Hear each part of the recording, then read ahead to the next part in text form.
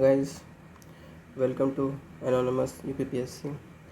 दोस्तों, थोड़ी तबीयत, my health is not good, that's why I was not active lot. I will try to upload video daily, and we are going to so many backlogs. So today I came with a today I came with a UPPSC paper of 2023. So here we will analyze the new pattern. So so I have analyzed the paper and I came to the result that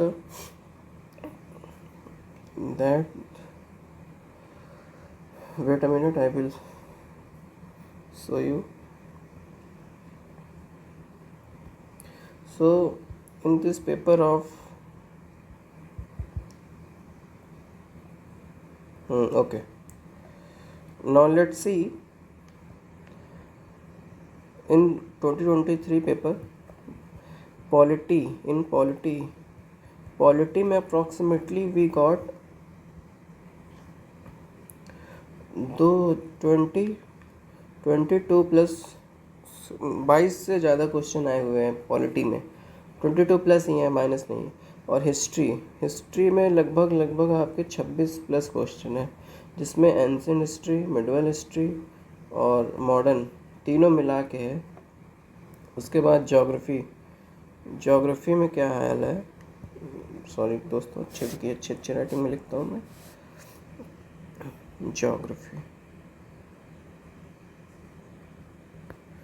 geography में आपका 22 plus questions हैं. उसके बाद हम आते हैं current affairs का जो हाल है, इसमें 25 प्लस क्वेश्चंस हैं, 30 प्लस. साइंस एंड टेक में 14 प्लस है. इन्वायरमेंट में थोड़ा मामला ढीला है, 11 प्लस है. उसके बाद कुछ क्वेश्चंस आते हैं यूपी स्पेशल से. लगभग ज़्यादा क्वेश्चन नहीं है, 5 के अप्रॉक्स होंगे, 5. उसके बाद आपका सेंसस से क्वेश्चन है. Census is very important for UPPSC. Census के बाद बजट सेंट्रल और यूपी दोनों के बजट इंपॉर्टेंट है. बजट से क्वेश्चन आते हैं. सस्टेनेबल डेवलपमेंट गोल्स, एसडीजी, अभी तक तो ये बहुत इंपॉर्टेंट था इनका, तो सस्टेनेबल डेवलपमेंट गोल्स से बहुत क्वेश्चन आए हैं. बाकी सब मिसलेनियस है, जिससे बहुत 30 के अप्रॉक्स क्वेश्चन मिसलेनियस में है. मतलब ये नहीं, सब मिला के 30 के 10 ही मानिए. जो डे वाले क्वेश्चन आते हैं, थोड़े बहुत फैक्चुअल इधर उधर के, तो ये सब है. तो polity is very important for you. 22 question. और पॉलिटी में आपको अगर लक्ष्मीकांत प्रिपेयर है, देखिए लक्ष्मीकांत अच्छे से प्रिपेयर होनी चाहिए. लक्ष्मीकांत में ऐसा नहीं पूरी लक्ष्मीकांत आपको रटनी है. लक्ष्मीकांत पीसीएस के कुछ फेवरेट टॉपिक्स हैं, उन फेवरेट टॉपिक्स को आपको रटना है बहुत अच्छे से. सबसे पहले तो इनका सबसे फेवरेट टॉपिक है parts and articles and parts and subjects. तो आपको ये ज़रूर याद होना चाहिए कि किस पार्ट में कौन सा सब्जेक्ट है. जैसे पार्ट 1 में यूनियन है, पार्ट 2 में सिटीजन है, 3 में फंडामेंटल राइट. उसके बाद इसका एक निमोनिक्स है, मैं आपको बता दूंगा, याद करना होगा, याद कर लीजिएगा. उसके बाद फिर शुरू होता है शेड्यूल. भी बहुत इंपॉर्टेंट है. 12 शेड्यूल है. किस शेड्यूल में क्या है, बहुत ये क्वेश्चन बहुत बार पूछा गया है. शेड्यूल में क्या है, ये इसके भी एक निमोनिक से याद कर लीजिए. और जाके से देखिए प्रेसिडेंट पॉलिटी के लिए मैं आपको थोड़ा सा अच्छा साफ बताता हूँ.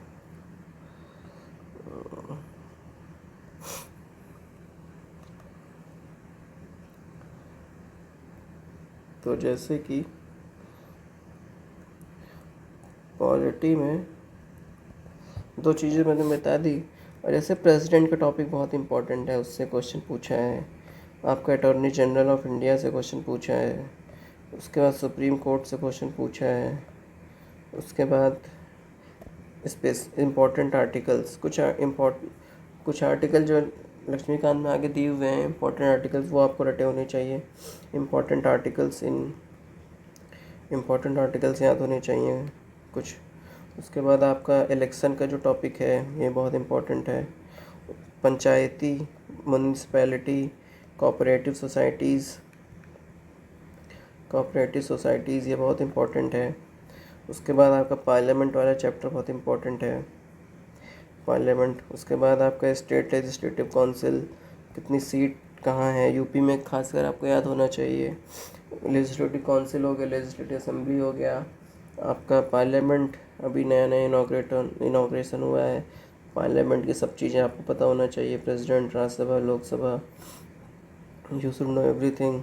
उसके बाद कमिटीज़ के बारे में पता होना चाहिए, कमीशंस के बारे में, कौन सी कमीशन किस लिए बनी है, कब बनी है, क्यों बना है, यही सब इम्पोर्टेंट क्वेश्चंस हैं। आगे हम क्वेश्चंस करेंगे तो मैं आपको दिखाऊंगा क्या क्या इम्पोर्टेंट है। तो पॉलिटी का ये सिनेरियो है। सॉरी दोस्तों, थोड़ी तबीयत डाउन है। हिस्ट्री में तो दोस्तों देखिए बहुत ज़्यादा मतलब हिस्ट्री है, तो इसमें एंशियंट हिस्ट्री है, आपका मेडिवल है, और मॉडर्न है। तो मॉडर्न के लिए स्पेक्ट्रम तो आपको पढ़ना ही पड़ेगा। उसके बाद आप क्वेश्चन प्रैक्टिस के लिए घटना चक्र को रेफ़र कर सकते हैं। इसके लिए तो आपको एंशियंट के लिए आर.एस. शर्मा पढ़ना पड़ेगा। ठीक है दोस्तों, तो ये सब चीज़ें बहुत इंपॉर्टेंट है। आगे चलिए हम लोग क्वेश्चन आंसर शुरू करते हैं। बाकी हम लोग तो एनालिसिस तो कर ही चुके हैं, क्या पढ़ना है क्या नहीं पढ़ना है, फालतू टाइम वेस्ट करने की क्या ही ज़रूरत है। तो बाकी आपका कोई भी डाउट हो तो पूछिएगा, मैं बताऊँगा। अब जैसे देखिए पहला क्वेश्चन शुरू करते हैं। जैसे देखिए पॉलिटी का क्वेश्चन है, मैंने एनालाइज किया था तो मार्क कर दिया था। Which among the following provision part of constitution is not correctly matched.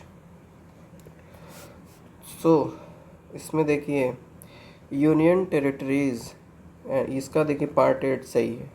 Schedule tribes ये भी सही है। ट्रिब्यूनल्स ये 11 ये गलत है। ट्रिब्यूनल का 11 नहीं होता है, 11th होता है आपका relation between union and states. Tribunal आपका है इन 14A में। तो आपका यही आंसर जो है C is the correct answer for official language का 17 है, सही है। ओके दोस्तों, तो C is the correct answer. अब देखिए मैच द फॉलोइंग, तो इसमें आपको ये सब इम्पोर्टेंट आर्टिकल्स हैं, ये आपको याद होना चाहिए। तो जैसे ये मैच करना है इसमें, तो आर्टिकल 324 आर्टिकल होता है तीसरा का, तो हाँ 324 this is for election commission. 315 होता है for the public service commission. 280 है आपका फाइनेंस कमीशन। डी 338 है आपका national commission for schedule caste. Okay, so answer is B. Now come to the next question. Consider the following events and arrange these in correct chronological order from the earliest to the last activity. तो देखिए appointment of the drafting committee, Indian constitution was adopted and enacted, date of commencement of Indian constitution, constituent assembly first met. तो इसमें सबसे पहले क्या होगा, तो सबसे पहले असेंबली बनेगी, सबसे पहले ये होगा। तो हम देखेंगे इसमें ये दोनों तो कट गया, अब इस देखिए अब इन्हीं दोनों में बचा है, तो 50-50 हो गया आपका। फोर्थ के बाद फर्स्ट आएगा। ठीक है दोस्तों, तो फोर्थ के बाद फर्स्ट। अब हमें देखना है थर्ड और सेकंड में क्या पहले हो सकता है। तो Indian constitution was adopted and enacted, date of commencement of Indian constitution, तो ये सबसे लास्ट में होगा थर्ड वाला। तो D is the correct answer. आपको ऐसे ही आंसर्स निकालने हैं, वहाँ पे एलिमिनेट करके देखिए क्या सही होगा क्या नहीं होगा, इससे बहुत आसान हो जाएगा। उसके बाद देखिए असर्शन रीज़न, ये क्वेश्चन तो सबसे आसान होता है UPPSCS में। तो देखिए the president can recommend to the parliament to change the boundary of any state after seeking view of the concern legislature of that state on the subject within specified period. ये तो सही है आपका, this is correct. And reason It is not mandatory for the president to accept the proposal of the concerned state legislature. ये भी सही है, लेकिन ये उसका करेक्ट एक्सप्लेनेशन नहीं है। तो इसका जो आंसर होगा बी होगा।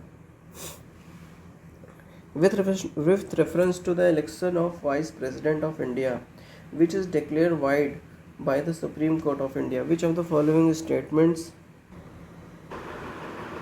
With reference of the election of the Vice President of India, which is declared void by the Supreme Court of India, which of the following statements are correct? The act done by him as Vice President before such declaration are considered valid. The act done by him as a vice president on the day are not considered valid. देखिए ये पूरा का पूरा ये static question है। ऐसे questions आपके गलत बिल्कुल नहीं होने चाहिए, क्योंकि स्टैटिक आपका बहुत बेहतरीन तैयार होना चाहिए। स्टैटिक गलत करने का मतलब है आप कंपटीशन से बहुत दूर जा रहे हैं। तो इसका जो आंसर है ये this is the correct statement, लेकिन ये गलत स्टेटमेंट है, क्योंकि कोई भी एक्ट किया गया है अगर वाइस प्रेसिडेंट के द्वारा, तो अगर वो हटा भी दिया जाता है तो उसका कोई भी काम इनवैलिड नहीं डिक्लेयर किया जाता। तो ए is the correct answer of it. Who among the following is the first women speaker in Lok Sabha? तो this is the factual question and this answer is सी, मीरा कुमार। ये कांग्रेस के टाइम में थी, 2009 में बनी थी शायद। Which one of the following pair schedule subject is correctly matched? देखिए शेड्यूल है दिया हुआ है, सब्जेक्ट दिया हुआ है, तो third schedule oath for oaths, ये देखिए अफर्मेशन सही है। इसका एक निमोनिक्स है PM of tears of old PM, tears of old PM. तो इसी निमोनिक्स के थ्रू बहुत आसान आपको याद रहेगा। एट शेड्यूल लैंग्वेज सही है। 9 schedule allocation of seat in the council of state, ये गलत है, ये 4 शेड्यूल होता है। 10 शेड्यूल सही है, तो इसका आंसर डी हो जाएगा, C. C is the correct answer of it. The constitution of India initially permitted the use of English language for all official purposes for the period of. तो जब देश आज़ाद हुआ था तो 15 साल के लिए हम लोगों ने डिक्लेयर किया था कि हम लोग सरकारी भाषा में ये सब यूज़ करेंगे, इंग्लिश यूज़ करेंगे। उसके बाद फिर मतलब हम लोग कामयाब नहीं हो पाए हिंदी में सब कुछ करने में, फिर इंग्लिश में ही चल रहा है आज तक, इंग्लिश में ही। तो C is the correct answer of it. Given दो ये भी AR वाला क्वेश्चन है, the president is a part of parliament, सही बात है। A bill pass by the 2 houses of the parliament can not become law without accent of the president, सही बात है। तो इसका आंसर जो है true and correct explanation, B is the right answer. उसके बाद with reference to union finance commission which of the following statements are correct? देखिए union finance commission, which of the following statements are correct? Finance commission has a chairman and 6 member, ये भी गलत है। It submits its report to the NITI Aayog, ये भी गलत है। तो वो दोनों गलत है, आंसर है। तो D is the correct answer. इसकी जो 6 मेंबर नहीं होते हैं, इसमें 4 मेंबर होते हैं। सो दोनों स्टेटमेंट गलत हैं, तो D is the correct answer.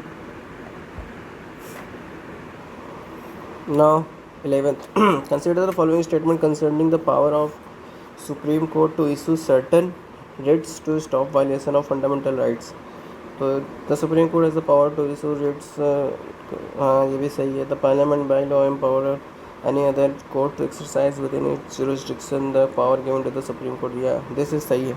अब ये आर्टिकल 32 में हम पढ़ते हैं कि सुप्रीम कोर्ट के पास supreme heart and soul of the constitution 32 article 32 के अंदर सुप्रीम कोर्ट ये सब रिट दे सकता है, habeas corpus mandamus prohibition quo warranto certiorari which appropriate for the enforcement of fundamental right and ये B is also correct answer, so A is the correct answer of it.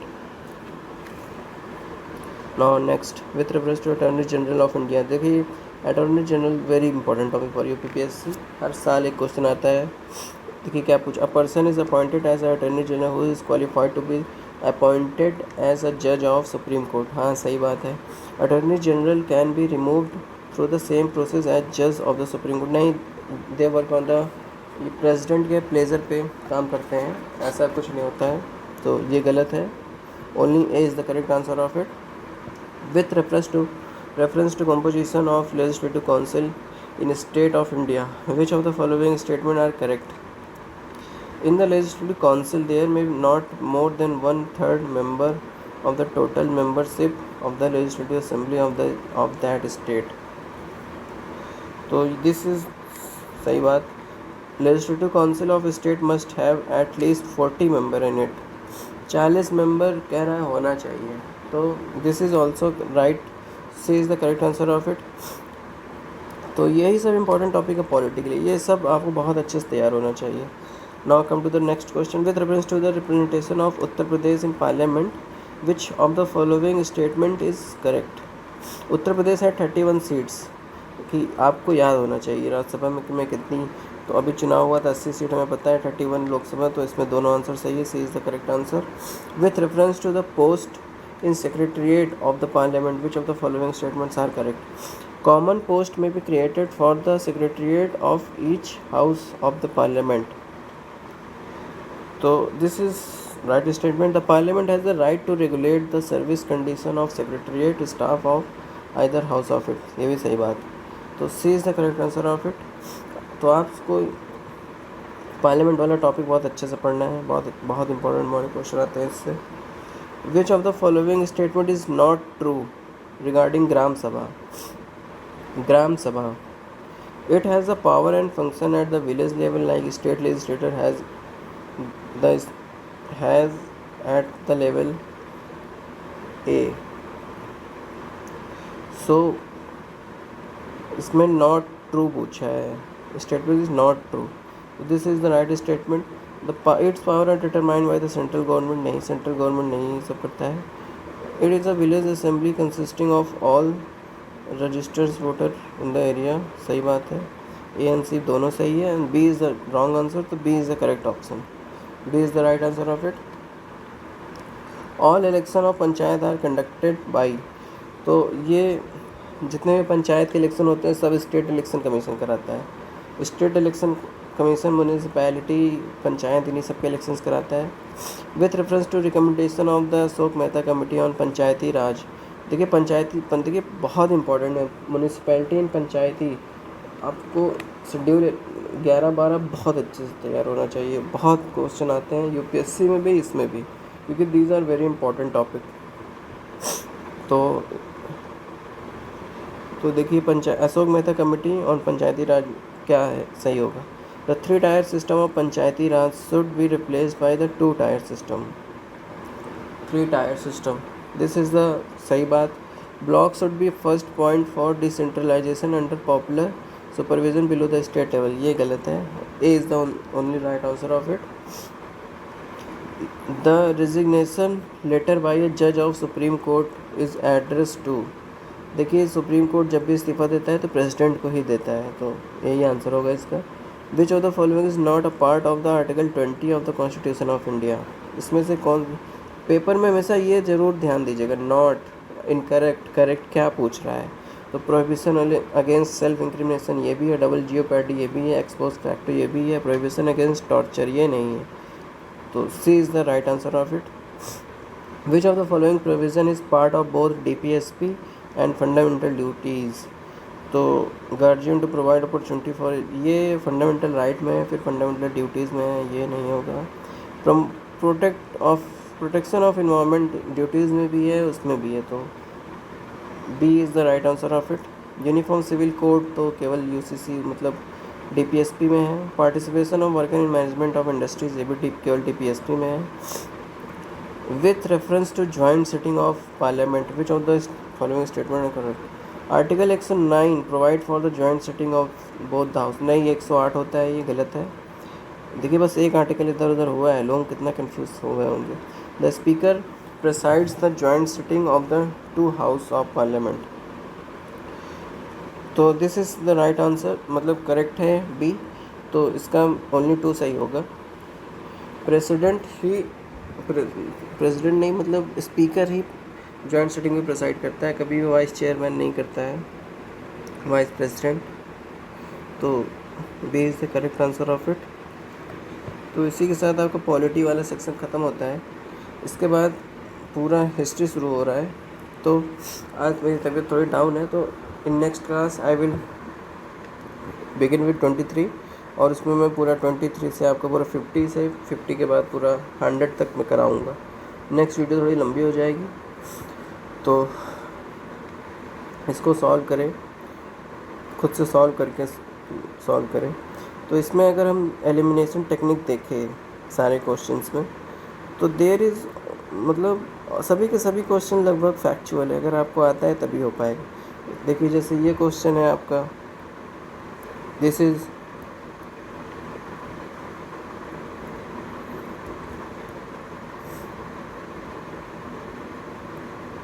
देखिए जैसे ये पूरा फैक्चुअल है, इसको आप बिना जाने नहीं कर पाएंगे। ये भी आपका फैक्चुअल है। उसके बाद अपॉइंटमेंट ऑफ ड्राफ्टिंग कमेटी, इसमें थोड़ा गेस वक्त काम करेगा, इसमें थोड़ा दिमाग आप लगा सकते हैं अगर आपको थोड़ा बहुत आइडिया है, थोड़ा बहुत नहीं है।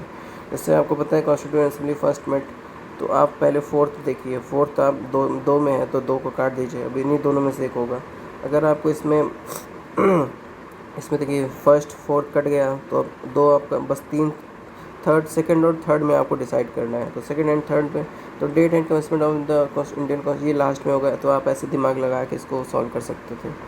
उसके बाद आते हैं हम अगले क्वेश्चन पे। जैसे उसके बाद देखिए प्रेसिडेंट, यहाँ पर भी जैसे ये AR वाले क्वेश्चन है, यूपी में AR वाले क्वेश्चंस में जनरली स्टेटमेंट्स गलत नहीं होते हैं। तो इसमें जैसे कि ये भी सही था, ये भी सही था। इस ज़्यादातर केसेस में बी मतलब assertion and reason both are correct, but reason is not a correct explanation of A, ज़्यादातर यही सही होता है, लेकिन यहाँ पर भी यही सही है। एक क्वेश्चन था उसमें ए वाला सही था, तो यही ज़्यादा सिनेरियो बनता है विथ रेफरेंस। अच्छा इसमें चलिए आगे बढ़ते हैं। With reference of the election of the vice president of India which is declare wide by the supreme court. तो ये वाला भी, ये जो है ये लक्ष्मीकांत पढ़ेंगे तभी होगा। लक्ष्मीकांत आपको तैयार होना ही चाहिए, कोई बुरी बात नहीं है लक्ष्मीकांत पढ़ने में, एक बार पढ़ लीजिए। तो this is the conceptual question. बहुत अच्छा काम किया यूपीएस वालों ने, थोड़ा जो यूपीएससी की तरफ कदम बढ़ा रहे हैं। दिस ऑल्सो वेरी फैक्चुअल, आता है तभी, ये भी पूरा फैक्चुअल कि बिकॉज आता है तभी होगा। ये भी पूरा फैक्चुअल है। ये थोड़ा दिमाग वाला है। The president is a part of the parliament, सही बात, ये भी सही बात है, इसी में दिखे दोनों सही था। Explanation is correct and explanation is also correct, reason is correct. उसके बाद 10th, with reference to union finance commission which of the following statement. Finance commission, अगर आप फाइनेंस कमीशन बारे में पता है तभी होगा, बाकी थोड़ा बहुत दिमाग लगा सकते हैं कि नीति आयोग में रिपोर्ट, तो ऐसा तो नहीं होना चाहिए। नाइदर 1 एंड 2, बहुत रेयर केस में सही होता है ये। उसके बाद 32 सभी पढ़ते हैं लक्ष्मीकांत से, अगर आपने पढ़ा है तो कर ले जाएंगे। पढ़ना तो पड़ेगा, बिना पढ़े कोई एलिमिनेशन टेक्निक नहीं, कोई वो नहीं। जब तक पढ़ेंगे नहीं तब तक किसी भी चीज़ का कोई मतलब भी नहीं है। Attorney general of India, AGI बहुत इंपॉर्टेंट है, ये भी पढ़ेंगे तभी होगा। विथ रेफरेंस टू कौन सा, ये लेजिस्लेटिव काउंसिल वाला था, ये भी आप पढ़ेंगे तभी होगा, ये भी फैक्चुअल था। और उसके बाद ये आपका सेक्रेटेरिएट वाला था, ये भी कॉन्सेप्चुअल क्वेश्चन है, पढ़ेंगे तभी। ग्राम सभाएं पढ़े रहेंगे तभी आएगा। ये तो मान लीजिए इजी क्वेश्चन है, फैक्चुअल है। इसके बाद ये था आपका पंचायती राज, वेरी इंपॉर्टेंट, इसको पढ़ना ही पढ़ना है आपको, कॉन्सेप्चुअल क्वेश्चन। ये भी फैक्ट ही है। ये भी फंडामेंटल राइट तो पढ़ना बहुत ज़रूरी है, बहुत इंपॉर्टेंट है। State policy on fundamental duties, तो फंडामेंटल ड्यूटीज़ तो पढ़ना ही। देखिए फंडामेंटल ड्यूटीज़, फंडामेंटल राइट्स, और उसके बाद DPSP, आपको एक एक आर्टिकल याद होना चाहिए, सब कुछ पता होना चाहिए, बहुत इंपॉर्टेंट है, कुछ नहीं भूलना है इसमें से। उसके बाद ये आपका जॉइंट सिटिंग वाला था, joint sitting is very important topic, तो ये तो तैयार होना चाहिए। तो यही पॉलिटी के लिए तो देखिए केवल और केवल लक्ष्मीकांत। बाकी आपका कोई खुद का नोट्स हो कोचिंग वोचिंग वाला, उसको पढ़ सकते हैं। Laxmikanth is the best source. उसके बाद आप अगर घटना चक्र लगा लेंगे PYQs तो अच्छा ही है, प्रैक्टिस कर लेंगे उससे, then you are set for the examination. Thank you. Next videos में हम आगे शुरू करेंगे पूरा 23 से। इसमें भी बहुत सारे फैक्ट्स हैं, बहुत सारी जानकारियाँ हैं जो मुझे बताना है आपको। तो आज यहीं पर ख़त्म करते हैं। थोड़ी my health is not good. Okay guys, good bye.